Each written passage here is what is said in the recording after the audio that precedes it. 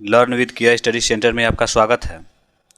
आज जो 100 × 100 सीरीज हम लोग शुरू किए हैं, जिसमें 100 दिनों तक 100 क्वेश्चन का अभ्यास करेंगे हम लोग। तो उसका ये चौथा वीडियो है, तो चलिए शुरू करते हैं। पहला प्रश्न है हमारा, सिंधु घाटी लिपि की सूचना किस स्रोत से ज्ञात होती है? सही जवाब है इसका ऑप्शन बी, मुहर के द्वारा। ठीक है, तो अगले प्रश्न को देखते हैं। गुट निरपेक्ष आंदोलन की सन 1961 में हुई बैठक की अध्यक्षता किसने की थी? ठीक है, तो 1961 ईस्वी में जो गुट निरपेक्ष आंदोलन की बैठक हुई थी, उसकी अध्यक्षता किसने की थी? सही जवाब होगा ऑप्शन ए, मार्शल टीटो ने की थी उसकी आंदोलन के। अगला प्रश्न है, सल्तनत काल में भू स्वामित्व के संबंध में कौन सा कथन सत्य नहीं है? इनमें से कौन गलत है, ये बताना है। तो देखते हैं, कृषक अपनी भूमि के स्वामी होते थे, ये सही है।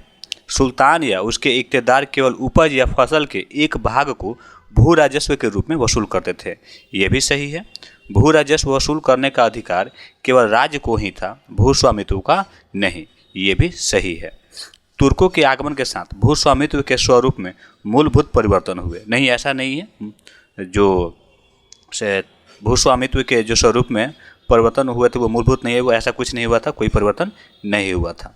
ठीक है, तो ऑप्शन 4 जो है वो गलत है, बाकी 3 सही है। चलिए अगला प्रश्न है, किस सिख गुरु को जहांगीर ने मृत्यु दंड दिया था? सही जवाब होगा ऑप्शन डी, अर्जुन देव को। गुरु अर्जुन देव को जहांगीर ने मृत्युदंड दिया था। अगला प्रश्न है, कौटिल्य का संबंध किस विश्वविद्यालय से था? सही जवाब होगा ऑप्शन डी, तक्षशिला से। तक्षशिला विश्वविद्यालय में जो कौटिल्य थे, जिन्हें विष्णुगुप्त या चाणक्य कहा जाता है, उसमें वो अध्यापक थे। निम्न में से किसने मुगल काल में ऐतिहासिक विवरण लिखा? ठीक है, सही जवाब होगा ऑप्शन सी, गुलबदन बेगम ने। ठीक है, गुलबदन बेगम ने मुगल काल में ऐतिहासिक विवरण लिखा था। चलिए इसमें हमको ये बताना है कि सिराजुद्दौला ने अंग्रेजों के साथ कौन सी संधि की थी? ठीक है, थोड़ा सा मिस्टाइप हो गया है। तो सिराजुद्दौला ने अंग्रेजों के साथ कौन सी संधि की थी? इसका सही जवाब होगा ऑप्शन ए, अलीनगर की संधि। ठीक है, अलीनगर की संधि जो हुई थी वो सिराजुद्दौला और अंग्रेजों के साथ हुई थी, अंग्रेजों के बीच हुई थी। चलिए अगला प्रश्न है, सती प्रथा का निषेध किस वर्ष किया गया था? यानी सती प्रथा जो है उस पर कानूनी रूप से प्रतिबंध किस वर्ष लगाया गया था? सही जवाब होगा ऑप्शन सी, 1829 में। ये जो हुआ था राजा राम मोहन राय और लॉर्ड विलियम बेंटिंक के द्वारा 1829 में से कानूनी रूप से अवैध घोषित कर दिया गया था। चलिए अगला प्रश्न है, पूना पैक्ट जो हुआ था वो गांधी और किसके मध्य हुआ था? तो इसका सही जवाब होगा ऑप्शन सी, ये गांधी और अंबेडकर के बीच में हुआ था पूना पैक्ट, और इसका सन आप लोग कमेंट बॉक्स में बताएंगे। अगला प्रश्न है, सन 1917 के कलकत्ता अधिवेशन में कांग्रेस के अध्यक्ष कौन थे? ठीक है, तो सही जवाब होगा 10 का ऑप्शन ए, एनी बेसेंट। 1917 में जो कलकत्ता में कांग्रेस का अधिवेशन हुआ था उसकी अध्यक्षता एनी बेसेंट ने की थी। चलिए, poverty and un British rule in India के लेखक कौन है? सही जवाब होगा ऑप्शन सी, दादा भाई नौरोजी ने ये लिखी थी। ठीक है, इसके अलावा धन अपक्षय का जो सिद्धांत था उसको भी दादा भाई नौरोजी ने दिया था, और दादा भाई नौरोजी को ही great old man of India कहा जाता है, भारत का महान वृद्ध व्यक्ति कहा जाता है इन्हें। वंदे मातरम के प्रथम संपादक कौन थे? इसका सही जवाब होगा ऑप्शन सी, बंकिम चंद्र चटर्जी। ठीक है, वंदे मातरम के प्रथम संपादक जो थे बंकिम चंद्र चटर्जी थे। ठीक है, और इनकी पुस्तक आनंद मठ में इसका विवरण किया गया है। अगला प्रश्न है, भारत सरकार ने राष्ट्रगान को कब अधिकृत किया था? काफ़ी इंपॉर्टेंट प्रश्न है, ये पूछा जाता है, इसलिए इसको आप ध्यान से याद रखेंगे, बहुत इंपॉर्टेंट है, अक्सर परीक्षाओं में ये पूछा जाता है। तो भारत सरकार ने राष्ट्रगान को कब अधिकृत किया था? 24 जनवरी 1950 को। तो हमारा सही जवाब हो जाएगा ऑप्शन बी, 24 जनवरी 1950। हिंदुस्तान सोशलिस्ट रिपब्लिक आर्मी का गठन किसने किया था? ठीक है, हिंदुस्तान सोशलिस्ट रिपब्लिकन आर्मी का गठन किसने किया था? सही जवाब होगा ऑप्शन डी, सरदार भगत सिंह ने किया था। ठीक है, हिंदुस्तान सोशलिस्ट रिपब्लिकन आर्मी, इसका गठन सरदार भगत सिंह के द्वारा किया गया था। उच्चतम न्यायालय में भारत की प्रथम महिला न्यायाधीश कौन थी? सही जवाब होगा इसका ऑप्शन सी, एम फतिमा बीबी। याद रखेंगे, ये उच्चतम न्यायालय यानी कि सुप्रीम कोर्ट की बात हो रही है। ठीक है, उसमें एम फतिमा बीबी थी। अगला प्रश्न है, भारतीय संविधान में मूल कर्तव्यों के प्रावधान की संस्तुति किस आयोग ने की थी? ठीक है, तो जो मूल कर्तव्य हैं वो किस आयोग की संस्तुति पे लागू किया गए थे या ऐड किए गए थे संविधान में? तो इसका सही जवाब होगा ऑप्शन सी, स्वर्ण सिंह समिति के संस्तुति पे मूल कर्तव्य को संविधान के अंदर सम्मिलित किया गया था। आपातकाल की घोषणा किस अनुच्छेद में निहित है? ठीक है, तो सही जवाब होगा इसका ऑप्शन ए, अनुच्छेद 352। हालांकि आपातकाल है 352 में है, 56 में है और एक 360 में भी है, लेकिन वो अलग अलग है। यहाँ पे आपातकाल की घोषणा जो हो रही है, जो बाह्य आक्रमण के खिलाफ वो हो रहा है, तो वो अनुच्छेद 352 में होता है। राज्य के नीति निर्देशक तत्वों का प्रावधान संविधान के किस अनुच्छेद में किया गया है?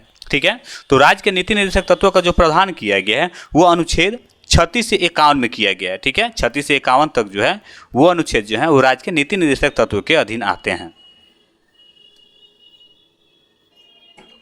अगला प्रश्न है, भारत के किस राज्य में सबसे पहले पंचायती राज प्रारंभ किया गया था? ठीक है, तो पंचायती राज का जो आरंभ किया गया वो राजस्थान के नागौर में किया गया था। सबसे पहले राजस्थान के नागौर में किया गया था, उसके बाद महाराष्ट्र में किया गया था। तो सबसे पहले पूछा जा रहा है, तो सबसे पहले जो है राजस्थान में किया गया था, तो इसका सही जवाब होगा ऑप्शन डी।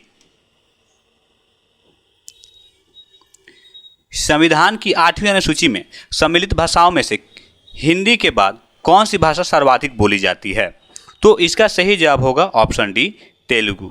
ठीक है, संविधान की 8वीं अनुसूची में जो भी सम्मिलित भाषा है उसमें हिंदी के बाद सबसे अधिक तेलुगु बोली जाती है। अगर ऐसे पूछा जाए कि सबसे अधिक जो भारत में सबसे अधिक बोली जाने वाली भाषा कौन सी है, तो ऑप्शन ए है बंगाली। अगला प्रश्न है, निम्नलिखित में से कौन सा भुगतान संतुलन के चालू लेखा का हिस्सा नहीं है? इसका सही जवाब होगा ऑप्शन डी, ये होता है पूंजीगत प्राप्तियां और भुगतान। ये जो होते हैं भुगतान संतुलन के चालू रेखा का हिस्सा नहीं होता है, जबकि वस्तुओं का निर्यात आयात ये होता है, सेवाओं का निर्यात आयात ये भी होता है, और आय प्राप्तियां और भुगतान ये होता है, लेकिन पूंजीगत प्राप्ति और भुगतान ये नहीं होता है। प्रथम वित्त आयोग के अध्यक्ष कौन थे? ठीक है, सही जवाब होगा केसी नियोगी। जो प्रथम वित्त आयोग थे उसके अध्यक्ष कौन थे? केसी नियोगी थे। भारत के उच्चतम न्यायाधीश कौन थे? सॉरी, थोड़ा सा मिसटाइप हो गया है। भारत के उच्चतम न्यायालय के प्रथम मुख्य न्यायाधीश कौन थे? इसका सही जवाब होगा ऑप्शन बी, एच.जे. कानिया। ठीक है, ये भारत के उच्चतम न्यायालय के प्रथम न्यायाधीश थे। भारत के संविधान की अनुसूची तथा उसके विषय के निम्नलिखित युग्मों में से कौन सा एक सुमेलित नहीं है? हमको ये बताना है कौन सा सुमेलित नहीं है। तो इसका सही जवाब जो होगा वो है दूसरा अनुसूची, ये प्रारूप या शपथ या प्रतिज्ञान। ठीक है, ये जो है ये सम्मिलित नहीं है, जबकि 8वीं अनुसूची में भाषा है, सही जवाब है। चौथी अनुसूची में राज्यसभा में स्थानों का आवंटन दिया गया है, ये भी सही है। और पहली अनुसूची में संघ तथा राज्य क्षेत्र दिया गया है, ये भी सही है। ठीक है, भारत के प्रथम उप प्रधानमंत्री कौन थे? सही जवाब होगा ऑप्शन डी, सरदार वल्लभ भाई पटेल। ये भारत के प्रथम उप प्रधानमंत्री थे। निम्नलिखित में से कौन ठोस अपशिष्ट के निस्तारण की विधियां हैं? तो इसका सही जवाब होगा ऑप्शन डी, ये सभी होगा। इसमें ये हैं लैंडफिल, पायरोलिसिस, कंपोस्टिंग, यानी कि ये तीनों होगा। सही जवाब होगा ऑप्शन डी, ये सभी। भारत के किस राज्य में साक्षरता प्रतिशत सर्वाधिक है? तो ये आसान क्वेश्चन है, बहुत आसान है लेकिन बहुत इंपॉर्टेंट है। ठीक है, जो भारत के केरल राज्य है इसमें साक्षरता दर जो है वो सबसे अधिक है। ठीक है, अगर बात की जाए सबसे कम की तो वो बिहार राज्य में है। ठीक है, बिहार राज्य में जो साक्षरता दर है वो भारत में सबसे कम है, जबकि केरल में सर्वाधिक है। अगला प्रश्न है, कौन सा रंग मूल रंग के अंतर्गत नहीं आता है? ठीक है, तो ऑप्शन सी होगा काला, जबकि नीला, लाल और हरा ये जो होते हैं मूल रंग के अंतर्गत आते हैं, जबकि काला जो है वो मूल रंग के अंतर्गत नहीं आता है। लगान निर्धारण की बटाई प्रणाली के अंतर्गत बटाई का कौन सा तरीका सल्तनत काल में प्रचलित नहीं था?